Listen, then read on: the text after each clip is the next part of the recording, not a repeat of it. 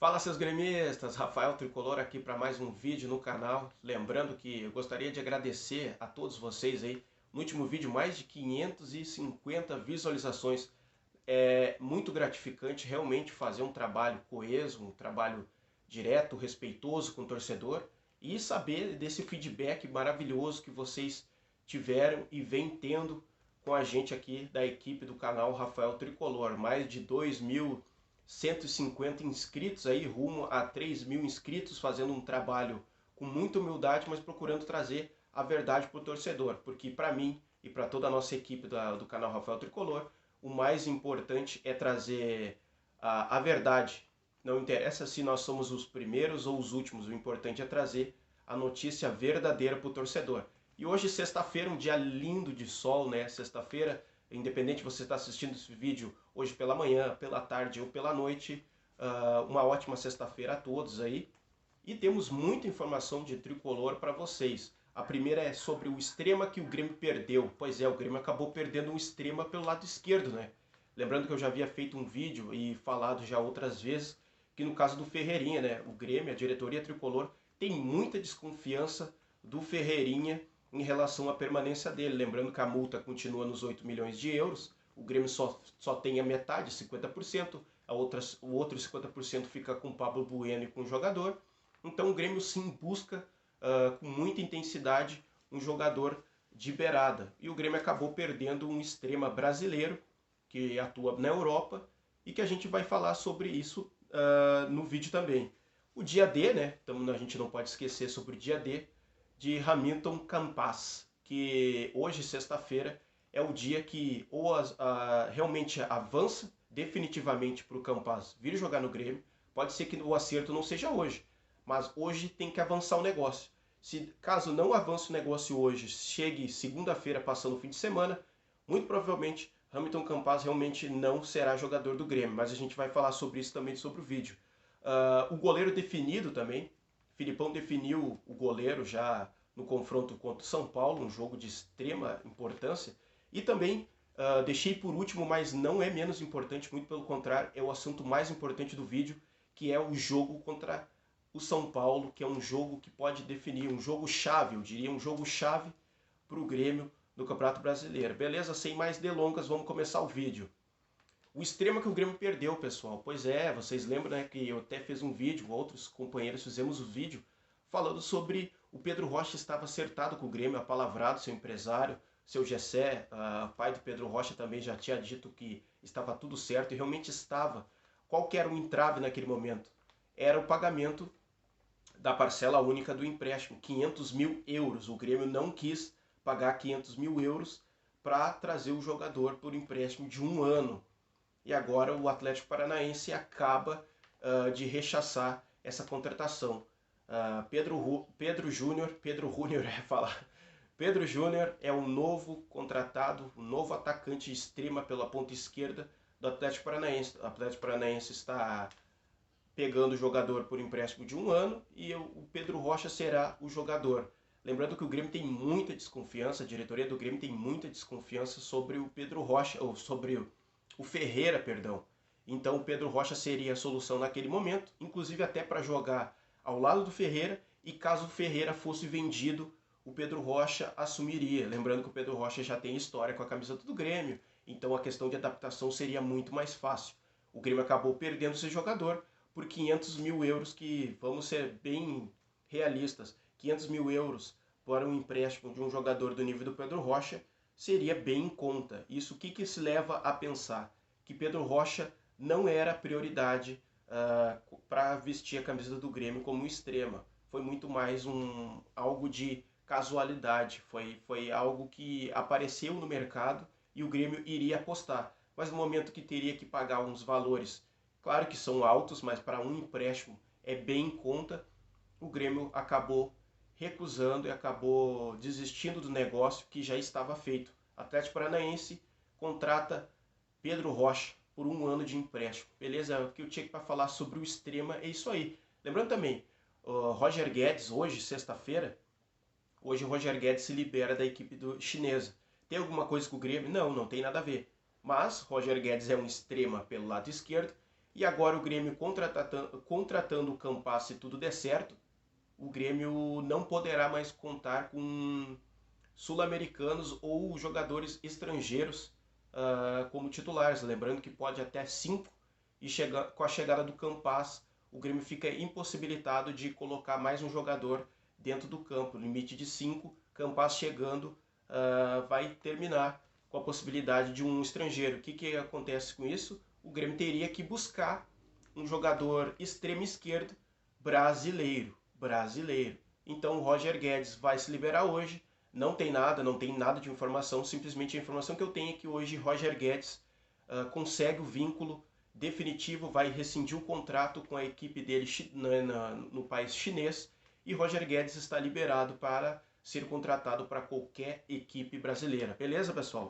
Vamos ficar encerrado o assunto agora. E o dia D para a chegada, né? A chegada de Hamilton Campas. Pois é, sexta-feira hoje, último dia que o Grêmio deu para a equipe colombiana se decidir se realmente vai vender o jogador ou se o Grêmio terá que correr atrás de outro camisa 10. Lembrando que esse é o sonho de consumo de Romildo Bolzan, não deixou escapar nenhum momento que não gostaria o jogador. Inclusive o CEO Carlos Amodeu, que mudou a maneira de negociar, está extremamente a fim de gastar o dinheiro. O Grêmio poderia pagar até os 5 milhões. O Grêmio fez a última proposta ontem à tarde, no início da noite. A equipe do Tolima deu o ok, só que o problema deu o ok para iniciativas de negociação, não deu o ok definitivo que sim, nós aceitamos a proposta e o jogador agora sim é jogador do Grêmio.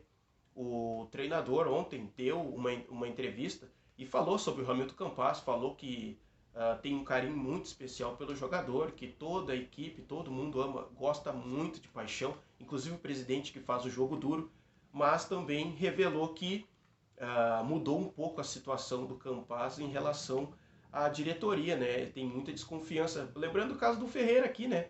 O Ferreira é muito querido por todos, inclusive pelo presidente Romildo Bolzan, mas o Grêmio está buscando um extremo. Por quê? Porque tem muito medo que o Ferreira faça 2, 3 jogos bons, alguém vem aqui, pague a multa e o Grêmio fica sem um jogador titular, tendo que usar apenas o Alisson, Luiz Fernando, e a gente sabe que Luiz Fernando é muito, mas não tem bola para ser titular da equipe do Grêmio, é insuficiente. Então o Grêmio busca um jogador titular.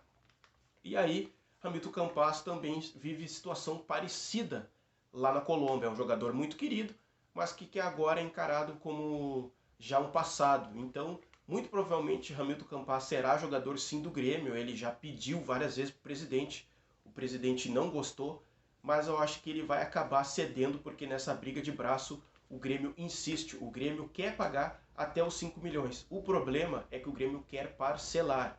E a equipe do Tolima exige os pagamentos à vista. O que o Grêmio fez foi, além de fazer a proposta de 4 milhões e meio, de dar garantias que o Grêmio pagaria líquido todos os processos. Lembrando que o futebol também, né, quando tu faz transferências, tu tem que pagar impostos, então o Grêmio daria essa garantia que os 4 milhões e meio seriam líquidos para a equipe da Colômbia. Então hoje, até sexta-feira de noite, deve ter alguma novidade aí sobre Hamilton Campas. Vou falar bem sinceramente a minha opinião. Acho que realmente o jogador será jogador do Grêmio, porque Hamilton Campas não fará mais parte dos planos do Tolima enquanto não resolverem essa situação. De Campas é isso, pessoal. E o goleiro definido, né? Felipão definiu o goleiro, eu acho que acertadamente, já bem antes do jogo. E outra coisa principal, definiu o goleiro que vem jogando. Chapecó segue no gol, eu acho um acerto, apesar de eu achar que, ao naturalidade, Breno deve voltar, porque não pode nem criticar e nem punir o jogador que vem jogando muito bem, que é o Chapecó, mas também não pode punir o jogador que foi para a seleção brasileira, né? Lembrando que o Breno foi o grande responsável para que o Grêmio não contratasse outro goleiro. O Grêmio estava muito no mercado a fim de buscar um goleiro novo. E foi graças às atuações de Breno que fez os treinadores desistirem, inclusive o próprio Felipão. Então eu acho que o Chapecó deve ser mantido sim contra o São Paulo, um jogo grande, difícil. E aí o Breno tem que esperar e dar mais uma treinada. Lembrando que o Breno já está há mais de 40 dias sem atuar. Isso é muito tempo. Se fosse outro goleiro, se fosse Paulo Vitor ou um Vanderlei, com certeza o Breno teria que voltar correndo. Mas como é o caso do Chapecó, um goleiro de extrema qualidade, eu acho nada mais justo que manter o goleiro que vem nos ajudando demais. E se não fosse o Chapecó no último jogo, na última vitória do Grêmio, o Grêmio no máximo teria conseguido um empate. Então, justiça seja feita. Chapecó sim deve ser mantido, pelo menos por enquanto, como goleiro titular. E é isso que o Filipão, Luiz Felipe Scolari, faz. E é claro, o último assunto do vídeo, né, que eu até cheguei a anotar porque era muita coisa para falar, porque eu não queria esquecer nada. Lembrando também, vou falar agora sobre o jogo de Grêmio São Paulo, e tem uma questão que todo torcedor do Grêmio quer saber, inclusive eu. Não descobri ao certo sobre Vidia Sante. A única coisa que eu sei é que o Vidia Sante vai viajar com a delegação, mas muito provavelmente, não vou negar para vocês, não será inscrito no bid e não terá condições de jogo. Então provavelmente continuará ou Darlan e Thiago Santos ou Thiago Santos e Lucas Silva. Gostaríamos muito que Vidia Sante jogasse, mas eu não tenho essa informação definitiva, mas as informações que chegaram até mim é que Vidia Sante ainda não poderá jogar contra a equipe do São Paulo. E falando sobre o São Paulo, por que eu acho que é um jogo de tamanha importância? Uma, porque o Grêmio fica perto de escapar dessa zona de rebaixamento, mas o mais importante, o São Paulo é uma equipe gigante e é fora de casa. Uma vitória desse tamanho traria um contexto gigantesco para a equipe do Grêmio, que parece sim estar fechado com o Luiz Felipe Scolari. Por isso que até que o Ferreira não será utilizado. O Ferreira voltou a treinar com o grupo de jogadores. A princípio o Grêmio, até por enquanto, não vai colocar o jogador a treinar separado, mas dificilmente o jogador pegará a lista com o Luiz Felipe Scolari. Dificilmente, porque o momento do Grêmio está fechado, o grupo está fechado com o Filipão. E tem que falar, né? O Rafinha, que muitas vezes eu aqui critiquei, muitas pessoas criticaram, Rafinha tem se demonstrado um jogador de extrema importância na relação dos jogadores jovens com os jogadores experientes. Rafinha tem sido de muita importância. Inclusive, eu acho que o Rafinha deveria ser titulado na lateral esquerda. Acho que Rafinha e Wanderson daria uma dobradinha espetacular. Ainda mais se o Filipão trocasse o esquema do 3-5-2, liberando os dois alas para jogar, armando as jogadas pelas laterais, juntamente com o Borja, que é um ótimo jogador, que sabe fazer a tabela também. E com a entrada do Vidia Sante seria espetacular. Eu acho que o Vidia Sante não joga, acho que ele vai manter Darlan e Thiago Santos, mas tem uma pequena possibilidade, caso o Vidia Sante não jogue, também de jogar Lucas Silva e Thiago Santos, porque é um jogo fora de casa. O Grêmio vai jogar de forma extremamente reativa, esperando os contra-ataques, mas é claro que é um jogo de muita importância, um jogo de duas camisas pesadas. O Grêmio não vence a equipe de São Paulo lá no Morumbi desde 2013, mas em compensação a equipe do São Paulo não vence a equipe do Grêmio desde 2015, então é um levantamento bem importante. O Grêmio não vem ganhando no Morumbi, mas também não perde. Muito difícil que esse jogo termine no 0-0, porque as duas equipes precisam muito da vitória. Claro que muito mais o Grêmio, porque já se encontra em 19º no Campeonato Brasileiro. O São Paulo encara, pelo bom trabalho que vem fazendo na Libertadores e pelo ótimo treinador que tem, que é o Crespo, que pode se dar o luxo de poupar alguns jogadores titulares contra o Grêmio. Eu acho um erro da parte deles, eu acho que o Grêmio pode aproveitar isso aí e a gente sair com a vitória. Estou bem esperançoso realmente que o Filipão, agora que ele encaixou o grupo de jogadores, os jogadores parecem estar muito interessados em tirar o Grêmio dessa situação, que o Grêmio sim vai buscar uma vitória contra o São Paulo. Não acho que o Grêmio vai atrás de um empate. Claro que se o Grêmio buscar a vitória, não conseguir e trouxer um empate lá, perfeitamente plausível. Mais um ponto, o Grêmio está caminhando para frente. Às vezes está caminhando para trás, como era o caso do Grêmio antes, mas eu acho sim que o Grêmio pode beliscar uma vitória. Quero saber de ti, pessoal. O que vocês acham sobre todos esses assuntos que a gente discutiu e debateu aqui? Só que o principal deles, o que vocês acham que o Grêmio deve usar como estratégia de jogo? E o goleiro, o Filipão acerta na questão do goleiro. Pedro Rocha, gostaria de ver o Pedro Rocha vestindo a camiseta tricolor?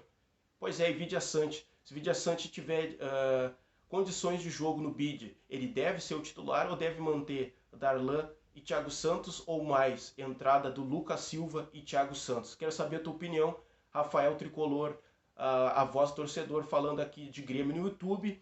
Para todas as pessoas que gostaram, um grande beijo, um grande abraço, valeu, fui! Nós odeia o time do Inter e a Popular também. Nós odeia o time do Inter e a Popular também. Sou geral do Grêmio.